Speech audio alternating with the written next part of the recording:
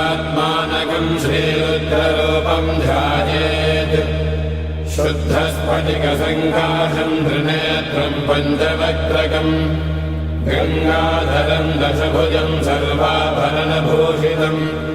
नीलग्रीवम् शशाङ्काङ्कम् नागयज्ञोपवेदिनम् व्याघ्रधर्मोत्तरीयम् च वरेण्यमभयप्रदम् कमण्डलवक्षसूत्राणाधारिणम् शूलपाणिनम् ज्वलन्तम् पिङ्गलजटाशिखामद्योतधारिणम् वृषस्कन्धसमारोढम् उमादेहार्थधारिणम् अमृतेनात्मदम् शान्तम् दिव्यभोगसमन्वितम् दिग्देवतासमायुक्तम् सुरासुरनमस्कृतम् नित्यम् च शाश्वतम् शुद्धम् ध्रुवमक्षरमव्ययम् सर्वव्यापिनमीशानम् रुद्रम् वै विश्वरूपिणम् एवम् ध्यात्वा द्विजः सम्यक् ततो यजनमारभेत् अथातो रुद्रस्नानार्चनाभिषेकविधिम् व्याख्यास्यामः आदितयेव तीर्थे स्नात्वा उदेत्य शुचिः रजतो ब्रह्मचारी शुक्रवासा देवाभिमुखस्थित्वा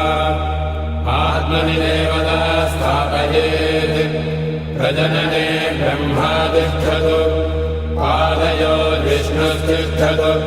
हस्तयोर्हरस्तिष्ठतु बाह्वोरिन्द्रस्तिष्ठतु जठरे अग्निस्तिष्ठतु हृदये शिवस्तिष्ठतु कण्ठे वसवस्तिष्ठन्तु वक्त्रे सरस्वती तिष्ठतु नासिकयोर्वायुस्तिष्ठतु नयनयोश्चन्द्रादित्यो तिष्ठेताम् कर्णयोरश्विनौ तिष्ठेताम् ललाटे रुद्रास्तिष्ठन्तु मूर्ध्नादित्यास्तिष्ठन्तु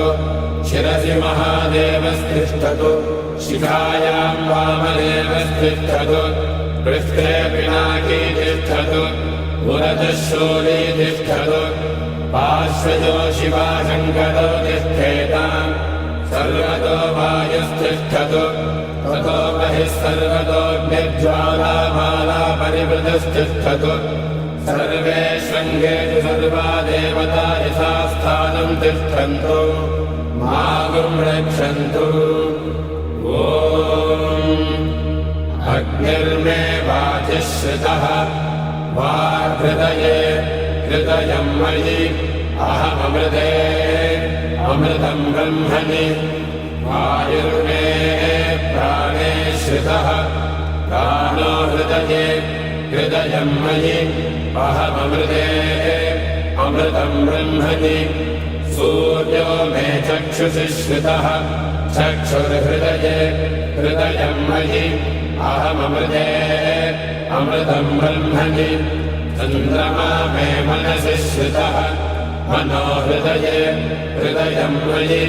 अहममृते अमृतम् ब्रह्मणि दिशो मे श्रोत्रे श्रिताः श्रोत्रगुम् हृदये हृदयम् मयि अहममृते अमृतम् ब्रह्मणि आपो मे रेतसि श्रिताः रेतो हृदये हृदयम् मयि अहममृते अमृतम् ब्रह्मणि पृथिवी मे शरीरे श्रिताः शरीरगुम् हृदये हृदयम् मयि अहममृते अमृतम् ब्रह्मणि ओषधिवनस्पतयो मे लोमसु श्रिताः लोमानि हृदये हृदयम् मयि अहममृते अमृतम् ब्रह्मणि इन्द्रो मे बले श्रितः बलगुम् हृदये हृदयम् मयि अहममृते अमृतम् ब्रह्मणि पर्जन्यो मे मूर्ध्नि श्रितः मूर्धा हृदये हृदयम् मयि अहममृते अमृतम् ब्रह्मणि ईशानो मे मन्यो श्रितः मन्युर्हृदये हृदयम् मयि अहममृते अमृतम् ब्रह्मणि आत्मा आत्मनि श्रितः आत्मा हृदये हृदयम् मयि अहममृते अमृतम् ब्रह्मणि पुनर्महात्मा पुनरायुरागात् पुनः प्राणः पुनरागोतमागात् वैश्वानरो रश्मिभिर्वावृधानः